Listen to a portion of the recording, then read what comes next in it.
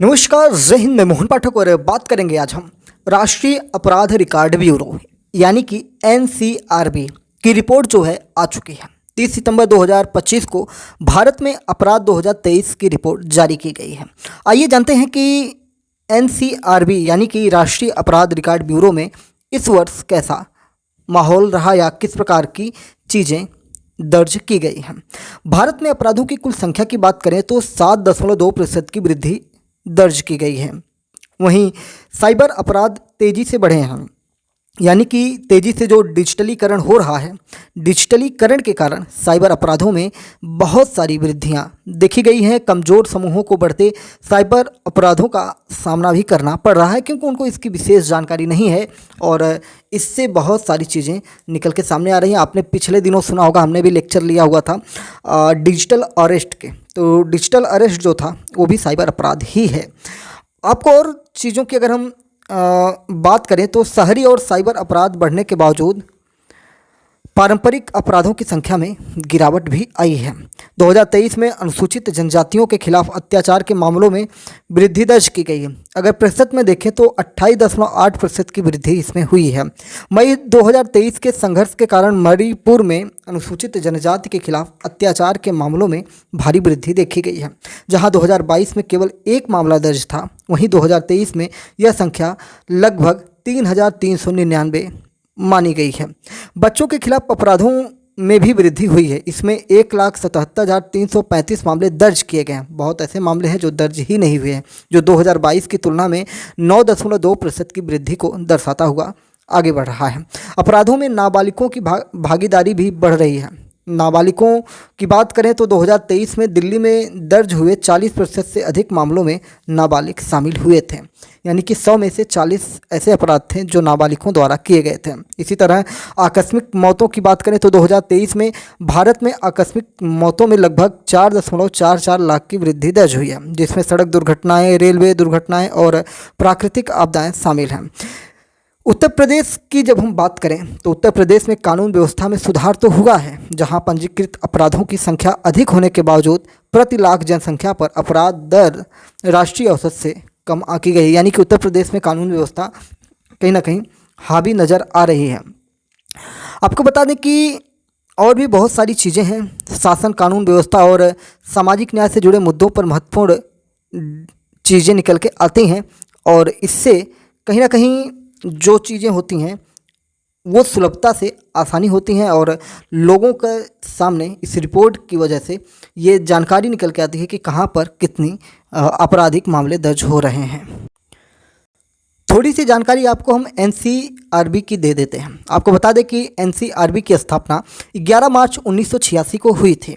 इसकी स्थापना टंडन समिति की सिफारिशों पर 1977 की राष्ट्रीय पुलिस आयोग और 1985 के गृह मंत्रालय के एक कार्यबल के आधार पर की गई थी।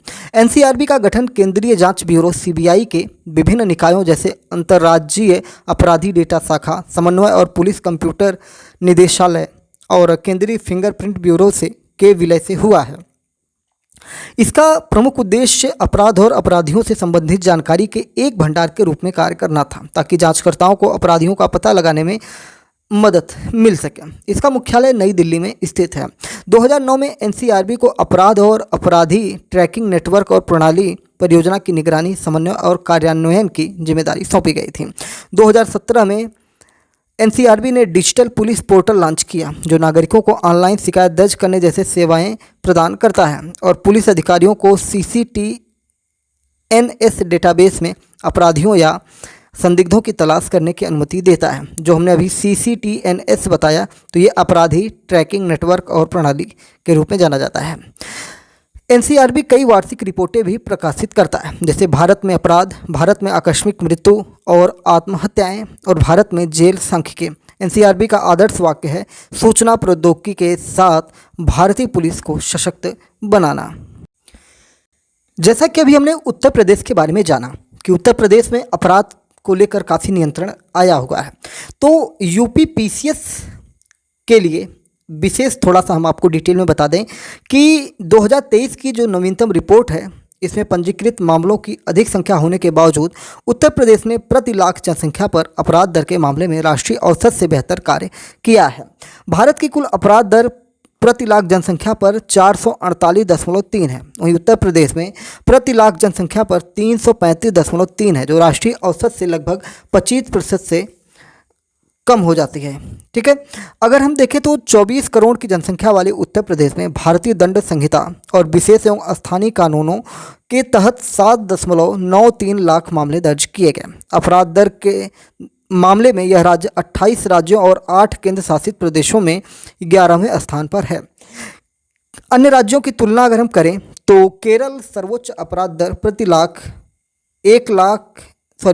लाख दर पर अगर हम देखें तो 1631.2 अपराध दर्ज होते हैं, तो ये सब सर्वाधिक है। और दिल्ली की बात करें तो दिल्ली में लगभग इसी के आसपास आता है कि प्रति लाख जनसंख्या पर 1602 मामले दर्ज होते हैं, यानी कि सर्वोच्च में केरल है, उसके बाद दिल्ली है। वहीं भारत की बात करें तो 2022 में प्रति लाख में 258 मामले थे। उत्तर प्रदेश में 2022 की बात करें तो 71.6 प्रति लाख में देखें तो 4.1 लाख मामलों के स्थान पर 18वें स्थान पर बना हुआ था, यानी कि केरल शीर्ष पर बना हुआ है।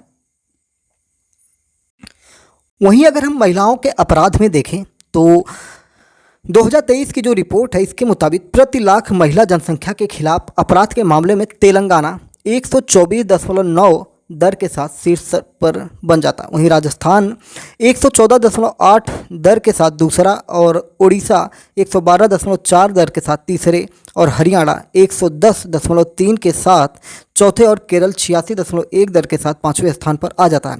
यानी कि इस दौरान हम महिलाओं की स्थिति अगर देखें तो यूपी में महिलाओं के खिलाफ अपराधों में 17वें स्थान पर आ जाता है। रिपोर्ट के मुताबिक उत्तर प्रदेश में वर्ष 2023 में बीते 2 वर्षों के मुकाबले जघन्य अपराधों में कमी आई है। अगर आप देखेंगे तो वर्ष के शुरुआत में काफ़ी ज़्यादा मामला था, लेकिन धीरे धीरे उसमें काफ़ी कमी देखने को मिली है। देश भर के सभी राज्यों और केंद्रशासित प्रदेशों की तुलना करें तो अपराध दर में यूपी 24वें स्थान पर रहा है। रिपोर्ट के मुताबिक इस दौरान प्रदेश में हत्या, लूट, डकैती, अपहरण के 49,453 मामले दर्ज किए गए। वर्ष 2021 में इनकी संख्या 52,505 और 2022 में 52,579 थी। तो इस हिसाब से धीरे धीरे गिरावट आई हुई है। कुल अपराधों की बात करें तो वर्ष 2023 में आईपीसी के तहत देश भर में काफ़ी ज़्यादा मामले निकल के आए थे, जिसकी संख्या की बात करेंगे तो 34,05,202 मामले पूरे भारत में थे। इनमें यूपी के 4,28,794 केस शामिल है, यानी कि 34 लाख लगभग जो केस है उसमें से 4 लाख उत्तर प्रदेश के ही आप मान सकते हैं। अन्य राज्यों व केंद्र शासित प्रदेशों की तुलना में आईपीसी के तहत अपराध दर में यूपी 20वें स्थान पर रहा। वर्ष 2021 में यूपी में आईपीसी के तहत 3,57,505 मामले दर्ज हुए। वहीं 2022 में 4,01,787 मामले दर्ज हुए। अलग अलग जगहों पर अलग अलग चीज़ें निकल के आई। अगर महिलाओं के खिलाफ अपराध के मामले में दर के लिहाज से बेशक यूपी की स्थिति बेहतर है, लेकिन संख्या के आधार पर देखें तो वर्ष 2021 से 2023 तक इसमें बढ़ोतरी दर्ज हुई है। वर्ष 2021 में महिला अपराधों की संख्या जो 56,083 था, वहीं वर्ष 2022 में बढ़कर 65,743 हो गए। वहीं वर्ष 2023 में यह संख्या बढ़कर 66,381 हो गई। वो प्रदेश में वर्ष 2023 में 33 महिलाओं के साथ सामूहिक दुष्कर्म व दुष्कर्म के बाद हत्या के मामले भी दर्ज किए गए थे। ऐसे 33 महिलाएं थीं। इसी तरह 3,556 महिलाओं के साथ दुष्कर्म के मामले दर्ज हुए। इनमें 301 नाबालिग बच्चों के साथ बलात्कार के मामले सामने आए। दुष्कर्म के प्रयास के 140 केस भी दर्ज हुए। प्रदेश में दहेज हत्या के 2,141 मामले सामने आए। इसके अलावा आत्महत्या के लिए उकसाने के 396, गर्भपात कराने के 106, एसिड अटैक के 28, एसिड फेंकने के प्रयास के 4 और पति व परिजनों द्वारा क्रूरता के 20,231 मामले दर्ज किए गए। इसके अलावा महिलाओं के अपहरण व बंधक बनाने के 15,074 मामले दर्ज हुए, यानी कि यूपी में 15,000 से ज़्यादा महिलाओं का अपहरण किया गया या उन्हें बंधक बनाया गया।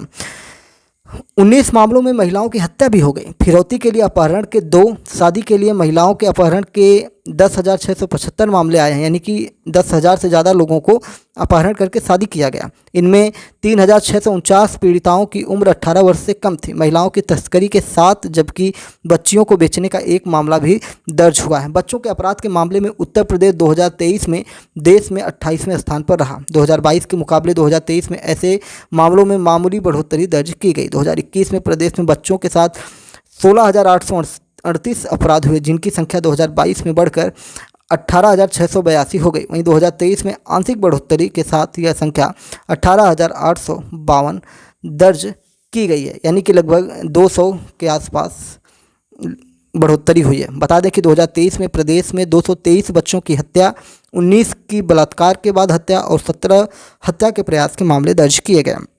इसके अलावा 8,160 बच्चों का अपहरण भी उत्तर प्रदेश में हुआ है, ऐसी विभिन्न मीडिया स्रोतों और रिपोर्टों से प्राप्त चलता है। तो कुल मिला जुला कर अपराध के मामले में उत्तर प्रदेश देश में सर्वाधिक जनसंख्या वाला राज्य भी बन जाता है। तो उस लिहाज से देखें तो क्राइम में गिरावट आई है या उस पर स्थिरता लाने की कोशिश की गई है। अब जानते हैं कि क्राइम को कभी समाप्त नहीं किया जा सकता, हाँ उसको कंट्रोल किया जा सकता, लेकिन जिस हिसाब से जो डेटा निकल के आ रहे हैं अपहरण के और अपहरण करके शादी करने के या तस्करी के भी कुछ मामले निकल के आए, बच्चों के साथ अपराध के मामले निकल के आए, महिलाओं के साथ अपराध के मामले निकल के आए, घरेलू हिंसा हुआ, इन सारी चीज़ों की जब हम दृष्टि डालते हैं तो ये नज़र आता है कि रोज़ाना अपराध हो रहे हैं। और आप जब अखबार उठाएंगे तो आप उसमें हत्या, लूट, डकैती, घरेलू विवाद, खेती के विवाद और बहुत सारे मामले आपको देखने को मिल जाएंगे। और इस रिपोर्ट को तैयार करना इतना आसान नहीं होता है। एनसीआरबी काफ़ी प्रयास के बाद ये रिपोर्ट लाती है। तो 2025 में भारत और उत्तर प्रदेश में कैसी स्थिति रही वो चीज़ें हमने आपको डिटेल में बताने की कोशिश की। एमपीएस हिंदी पर नए हैं तो चैनल को सब्सक्राइब जरूर करिएगा। Daily current affairs, news analysis के लिए हमारे साथ जुड़िएगा। लाइव सेक्शन में हमने आदिवासियों के इतिहास के बारे में चर्चा की है। आदिवासी कौन होते हैं, आदिवासी मूल निवासी कैसे हैं भारत के, उनका जंगल पे अधिकार क्या है, अंग्रेज़ों के साथ उनके टकराव क्या थे, फिर भारतीय संविधान में उनके लिए क्या प्रावधान किए गए हैं, सारी चीज़ों को हमने डिटेल में बताई है। तो आप लाइव सेक्शन में जाकर ये चीज़ें देख सकते हैं। और भी बहुत सारी चीज़ों पर हमने चर्चा की है। 1,000 से ज़्यादा एक्सप्लेन किए हुए लेक्चर्स हमारे पॉडकास्ट सेक्शन में ऐड है, तो आप पॉडकास्ट में जाके वहाँ से पिछले सालों के भी वीडियो जो प्रमुख घटनाएं हुई हैं उन सारी चीज़ों की डिटेल प्राप्त कर सकते हैं। आप हमें फेसबुक पर, लिंक्डइन पर, एक्सपोस्ट पर, इंस्टाग्राम पर, हर जगह फॉलो कर सकते हैं, जुड़ सकते हैं। वहाँ भी बहुत सारी चीज़ें आपको शॉर्ट या रिटर्न के माध्यम से मिल जाती हैं, तो आप वहाँ पे हमसे जुड़ सकते हैं। और हाँ, एमपीएस हिंदी को सब्सक्राइब करना बिल्कुल भी ना भूलिएगा। अपने विचारों को भी कमेंट बॉक्स में बता सकते हैं। जय नमस्कार, भारत माता की जय।